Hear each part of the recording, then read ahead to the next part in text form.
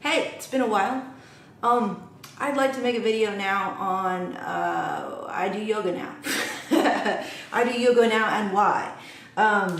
So I'm here in the home gym. Woo! I'll do a video on this to show you what we have now. It's now 100% complete. So says my husband. So hopefully he keeps it that way, because every night I have to hear, hey, what do you think of this new piece of equipment? I'm like, no more! I was doing yoga in here, and I didn't think I'd be able to do yoga in here, and I was having some revelations, and I always have revelations when I do my yoga practice, which is great. Now, I'm new, relatively new. I haven't been doing it for a solid 60 days. I've done it probably for about a good, but it's really done wonders for me in such a short amount of time. Like 45 days is so small, and at the same time, it's kind of big. You know, 45 days, that's a long time to be doing one thing, to just do something, you know? So I have like 10 reasons why, because I was really like, I was always for yoga, but never a practitioner. And I did yoga in the past, and then for some reason I stopped believing in it and how that it could help me. Somewhere along the line I got burned or maybe betrayed by what I thought yoga was, and maybe even feared it, maybe even saw it, like used it as an excuse, like, oh, it's too gentle for me or something. So I wanted to give 10 reasons why somebody like me, who used to be like super like for it, I'm like, cool, that's cool, you do yoga, but it doesn't work for me. Like I would be like that, and I think it was a really toxic attitude towards yoga, and I think that translated and carried over to a lot of other things that I did in my life, like, oh, that's cool for you, but it's not for me. Like not even opening my mind to it, and the fact that I've been able to do yoga consistently, really love it, and really integrate it into my life to where it's made a big difference physically, and emotionally and spiritually, and 3 really big factors of your life. Like I felt really compelled to make a video on that and to share like my journey, even how short it is. I think, like, don't let that fool you. It's been very monumental for me anyway. So here are my 10 reasons. Number 1 was definitely it's an exercise or a practice in self-love. I have a list. The first day that I did yoga, I was like, you know how you do downward dog? And when you do downward dog, you actually look at your knees. And my knees are like probably not my favorite part. Kind of like, you know, I won't say hate, but in my mind secretly, I'm like, God, I hate how my knees look and how they are. And I know that they, like my left knee, I injured it, right? So it's definitely like really weak and everything. And I remember taking awareness of that and being like, God, I hate my knees. And I was like, holy crap. I didn't know like I hated my knees. And just that little part. And I think a lot of people have that. They have this one thing about them, or maybe 2 or 3, where they're like, I don't like that about me. And I was like,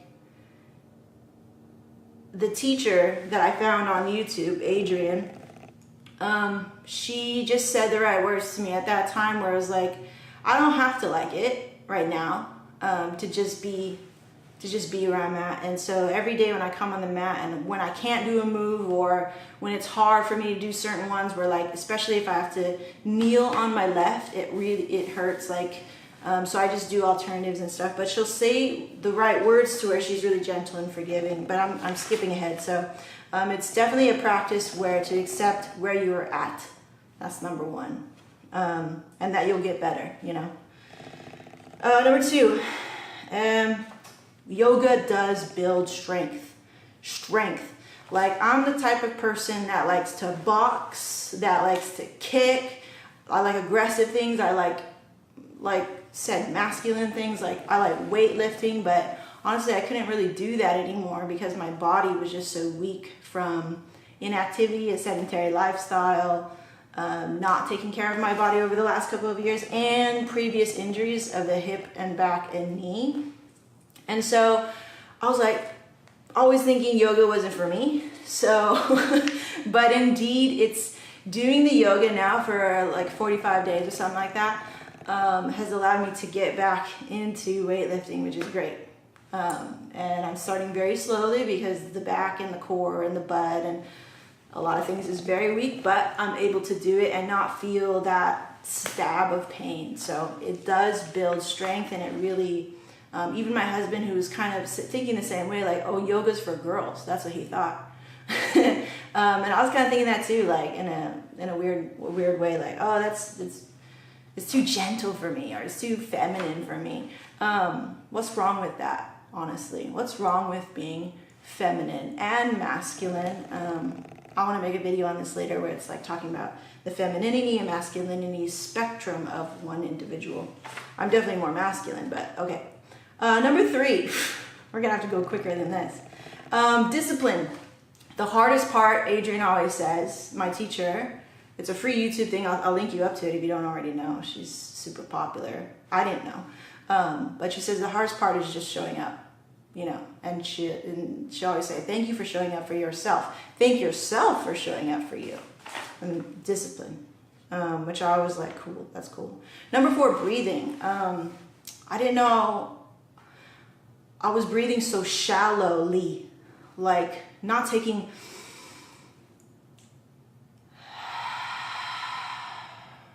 full breaths like that. And I would get winded going up the stairs.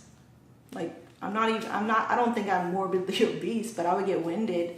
Or when I do this motion of turning, I can hear my breath, like this shallow thing. And then I would be like, oh, this feels so weird. Like in a way where my breath cannot move freely in and out of my lungs. And I was like, oh my God, what is this? And I felt that for a while. And so yoga has taught me to breathe through the motions, and it's actually made a lot of my injuries from my hip and my back, my knee, a lot more like tolerable, to where I feel like the energy in me can move through my joints and my body a lot more fluid, because my breath is taking that energy. No, that just came out of my mouth, but that's just what it feels like when you really breathe with your body. And the practice that I take, she explains something like that, and I always try to move with that intention, and it does make a difference. So number 5, builds positivity. I think, especially because my partner is very fear-based mentality and very kind of negative sometimes, and it gets the better of him in a way that it'll also get the better of me.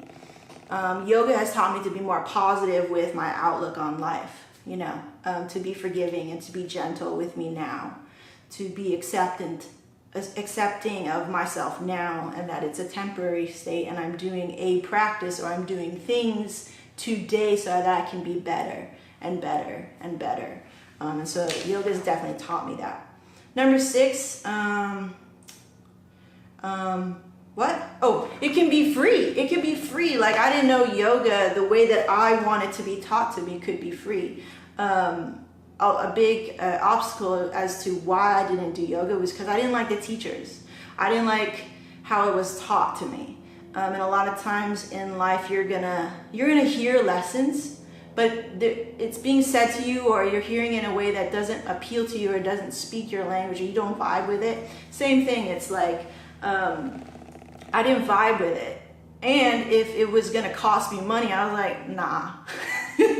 I'm looking for free solutions, you know. So it's great that there's this free programs, many free programs free on YouTube. I think Adrienne is the best one by far. I've tried some in the past, and that's why, and then I wouldn't like it, or they move too quickly, or they don't really, I mean, you'd have to go through the practice to really see the difference between a yoga practice like Adrienne's that's free versus one like that maybe you take in a class. Well, I can't talk shit about, you know, yoga that you take in a class, because I haven't really done that before. But other ones that I've taken, like through other programs, like paid programs, like premium programs, that I didn't like.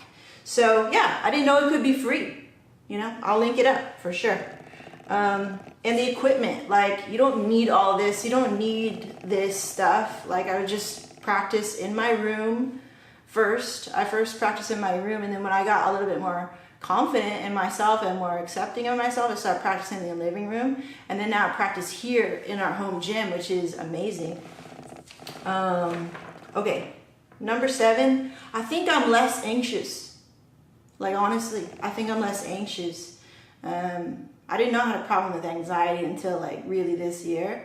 I kind of knew, but I didn't really face it until like I went to the chiropractor and we really talked about it, and I straight up like broke down in the chiropractor's office, and then broke down, talked to my friends, and then had a little bit like I faced my anxiety with the closest people to me, and that could tell me that I could face it. If people on the outside of me who are the closest to me could be like, cool, you have anxiety, like you're okay. That's okay that you have anxiety. Let's help you through it. Like if they could say that to me, then I'm like, oh, I have anxiety. How am I gonna do it? Like I could be okay with me too. Number 8, namaste. So at the end of every practice, I love it. I look forward to it. Not because the practice is done, but because it's the bow on top. I love it. It's the cherry on top. And when she says namaste, I didn't know what it meant. And I didn't have any inkling to like go look it up. Like on my back right here, on my jacket, it says namaste here, right? And we got that in Portland. But it's not a meme, it's a way of life. And what namaste means, that she told me, it means bowing to your highest self. Your highest self. And here in the gym, we have, the gym is called Hustle and Love, and it's named after an old podcast that I did with my mentor. And I designed a logo, and I was like, what should we put in here in this place that we work out, you know? And I put every day is a choice, create your best self, and that was inspired by the practice of yoga, the practice of our marriage, the practice of being here in the gym, you know? So namaste, bow to your highest self. And you do a la this, bow to your highest self. Okay. Number 9. I still love weightlifting. Like I still incorporate that into my program. I still box, I still kick, I still do all the manly, masculine things that I love, you know, like aggressive things, but it's okay to have that other side, which is yoga, which is gentle. Which also too can be masculine. Like those poses and those moves can be very intense, you know, and they challenge you. They challenge your own mind because you judge yourself when you fall. You judge yourself when you quiver and when you're out of breath doing something that you thought is simple or that you thought is basic. And so, yeah, it's great to have the other side, this balance of this gentle, slower moving thing. This thing that's more sensitive, that's more in tune with closing out everything on the external. No weight, you know, no equipment, just you. Just you and your own body weight, your own breath, your own capability, you know, so it's nice to have that other side. Okay, number 10. Woo! I love talking about this. She always says something like, I probably get it wrong, but like she goes, life will be reflected on your mat. The problems of your life will also be reflected on the mat. And that was very true when I first started. The first series that I did was called like 30 Days of Yoga. Oh shoot, what's it called? Because the series that I'm doing right now is called True. But the first series that I did, first 30 days, I don't know, it spoke to me. Like she has a lot of programs that are 30 days in length, and I was like, which one should I do? So I just like skimmed through, and this one spoke to me because every day had like an affirmation, and I'm all about that, like affirming something with intention every day, like saying something, you know. And then I was going through a lot of stuff with like business and my marriage and everything. And like every single day, it seemed like she was speaking to me exactly the thing that I was dealing with that day. She would say a word, like it would be like freedom or trust, you know. And it was like, oh, I'm dealing with an issue of trust. You know what I'm saying? So it was so cool that it did mirror my life exactly, even though she made that playlist like 2 years ago or whatever. It's like the universe just lines up for you when you ask for help, you know? And me going to the mat, it was like me asking for help, like, how do I get through this day? How do I be better, you know? And so I really love that. And I think the trick to that, to finding practice that you love that will help you move through your life with intention and not just, yoga is great for fitness, to lose weight, whatever. That's not really my goal. I like yoga in terms of in a way of life, which I think that might be a little like overbearing for you to hear, in terms of like me trying to persuade you to try yoga, even though you're not really into it. But the trick is to find the right teacher. You know, like I said earlier, there's so many lessons that we're here to learn, I believe. But we can't hear it from all one place. And sometimes we're not ready to receive that lesson. And so all in good time, right? So I think finally at this time, for some reason, I was like just ready.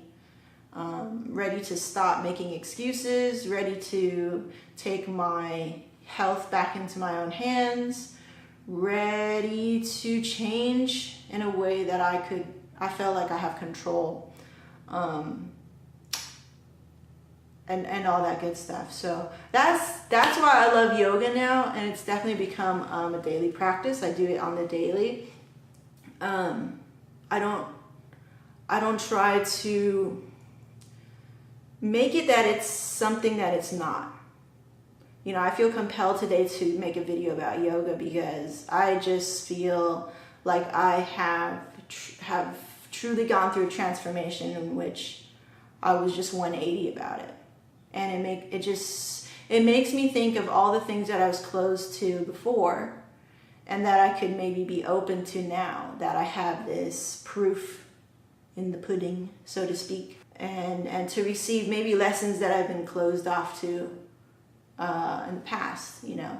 And it's cool to put it on video because I love to go and look back and go, cool, look, that's when it happened. And maybe a couple years from now, I'm like super yoga with my head, my foot's over here waving to you like that. I'll be like, yeah, now I'm a badass yogi. So yeah, that's why I like yoga, and that's my reasons. So I'll link up all the cool stuff that I've been doing and have experience with. And I'll see you next time. Namaste. Yo!